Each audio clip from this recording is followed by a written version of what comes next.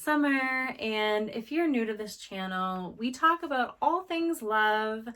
We talk about dating, relationships, breakups, and everything in between. So again, if you're new to this channel, and if you haven't already, please go ahead and hit like and subscribe to this channel and click the bell notifications so you don't miss any of the future videos that I post in case you happen to love these topics that we're going to be talking about. You don't want to miss out on that, and I would really love for you to keep tuning in. So anyway, I apologize in advance for the glare on my glasses, but your girl is having a hard time seeing sometimes, and it really helps wearing these sometimes. I try to take them off in my videos.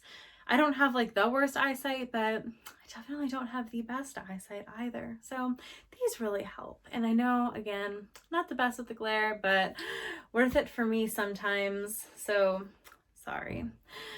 Anyway, so today I want to talk about this. I think there's a song on it, pretty sure. Looking for love in all the wrong places. Do you happen to ever do that? Because I know historically I most certainly have. And what's interesting is it's not even about necessarily where you're looking for love. You might be using all the right apps. You might be going out to all the right coffee shops. You might even be trying to meet people in the wild, like I just said with coffee shops. You might be going to concerts pre-COVID.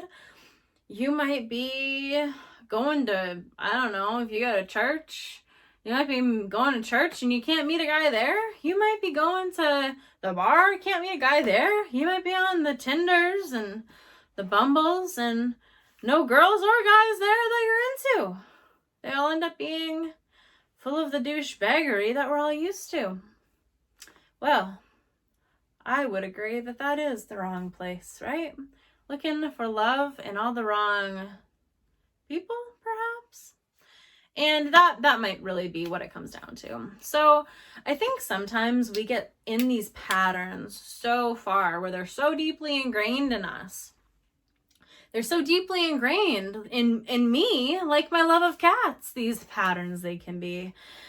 And it's really hard to escape them because, again, they become like habits. It's like a habit. Like, you get addicted to this type of person and craving this type of person. And once one of these people who's not necessarily good for you or healthy for you leaves your life, you crave that kind of person. So you seek that out, and really nothing else happens to be good enough until they replace that feeling for you, and then the same pattern repeats itself. So what happens is, if we're not completely healthy ourselves, or if we attract or are attracted to this unhealthy type of person, maybe this toxic type of relationship, this roller coaster type of relationship, because it's fun, but then it's bad, but then it's fun, but then it's bad, and it's addictive because we find that intensity is mistaken for love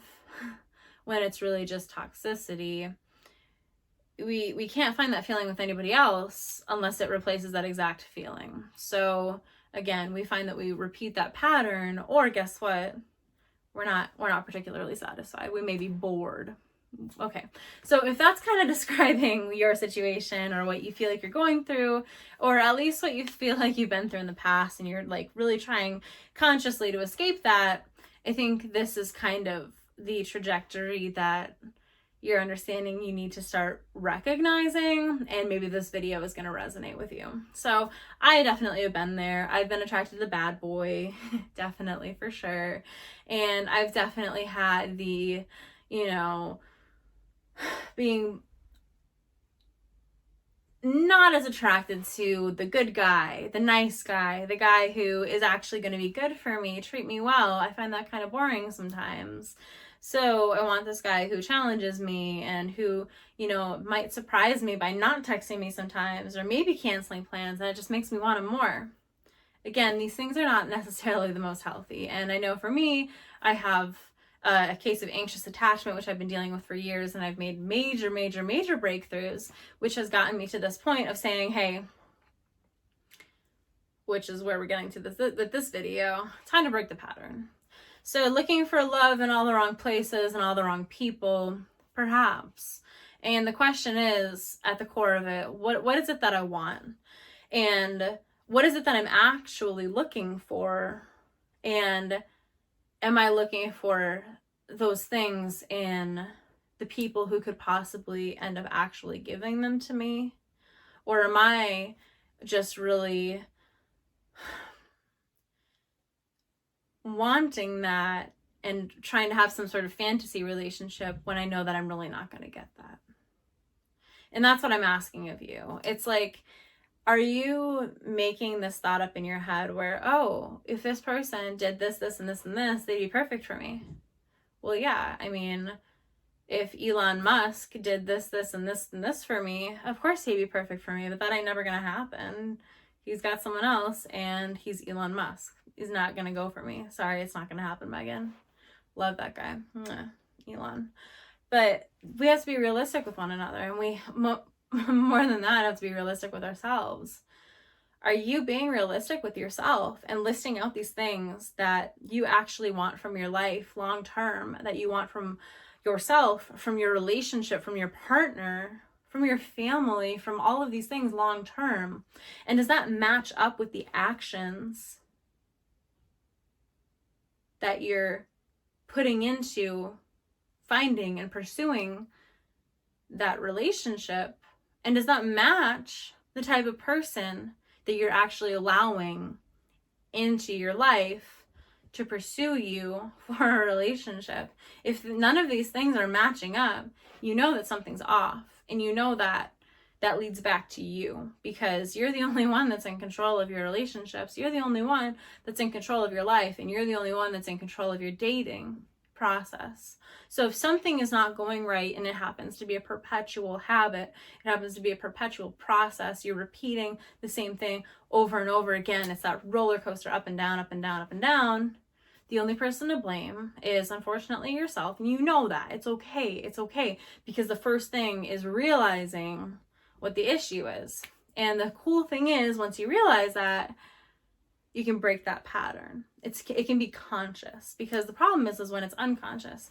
But when you realize that, it can be a conscious change that you can make for the future. So if you notice you're going for the bad girls, the girls who don't really care about you, you're going for the bad boys, the boys who don't really care about you, you're going for, maybe you like rugby players and they just don't have enough time for you because they're always with their boys. Maybe you need someone that has a life, but they're not always with their boys, or they're not always out having like wine dates with their girls.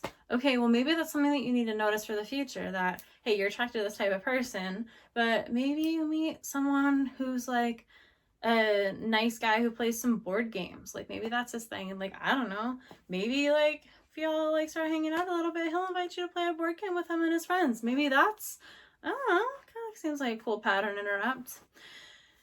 I don't always think it's like all about changing your type necessarily.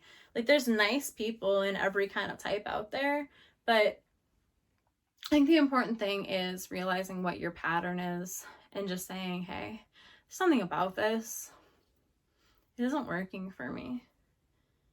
It just isn't, I'm not really getting the satisfaction that I need out of this situation, out of this relationship, and out of all the stuff and the energy that I'm putting into this. And again, like time, that resource isn't renewable. So what can I do to change this? That's my question for you. I think only you can answer that question.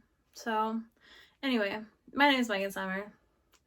If you have any questions for me, as always, go ahead and drop those in the comments. And if you have any videos you would like me to make on a question that you have, again, go ahead and drop them in the comments, or shoot me an email at lovemegansummer@gmail.com. Tell me about your particular situation. I might make a video on it. Obviously, I won't use your name or anything like that, but it might be able to help some other people. Or if I don't think it's like the perfect video topic, I'll get back with you and just give you an answer on my opinion on your situation. And I would love to have you follow me at Love Megan Summer on Instagram. And if you want to book like a session one-on-one with me, if like a video just doesn't cut it or an email just doesn't cut it, go ahead and go to megansummer.com and you can book that super cheap. It's like only 25 bucks starting. So it's super cheap, but it makes sure that you're invested and that I'm invested in the situation, and we can actually get together one-on-one and make some real progress. But life's too short. So go ahead and break those patterns that are weighing you down and start making some progress in the right direction. Even if it's like without a relationship right now, maybe if it's just with yourself and realizing like what barriers you need to break down before you're even ready for like a real thing with somebody who's going to be real for you. So I'm not a therapist or a counselor or anything. I'm just someone who's been through a lot of these things, and it's just one of those things that's very real to me. So I just want to be there for you guys in any way that I can and shed any light that I've already been through on you guys. So anyway, love you. And as I said in previous videos, I started another YouTube channel for my vintage stuff. You'll see me wearing this like cool Animal Planet shirt. It's really neat. It's probably from like the early 2000s. Super cool. And that YouTube channel is also available for you to watch. I'll drop a link in the description, and you can always follow Megan Summer Vintage on Depop and Instagram as well, in case you kind of like the aesthetic that we have going on.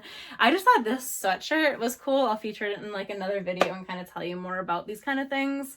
But the religious shirts do really well right now. They're kind of interesting. They're just kind of like crazy. I don't know if you guys can see, but this has like a really wild like gel sparkle pattern on it. I don't know if you guys can see this. I'll show you. Look at that. It's like super sparkly. I paid full price for this thing because I was like, of course I need this for Christmas. It's crazy. It's like super wild. But like whether you're religious or not, that's not the point of this. Like I just thought it was kind of like a really cool sweatshirt. So I always feature something in these future videos behind me because I just think it's kind of neat to show you what I'm up to on the side. But feel free to follow any of that. And I just love to show you guys my real life. Like this is the real me. This is why I do these videos. And we're really creating a community. Whether you choose to be part of both communities or one of the communities, it's totally fine. But either way, love to meet you, love to connect with you, and thanks so much for stopping by this video. Again, if you enjoyed it, please hit like, please hit subscribe, and if you want to, share it with a friend. So, love you guys. I will talk to you so soon. Bye.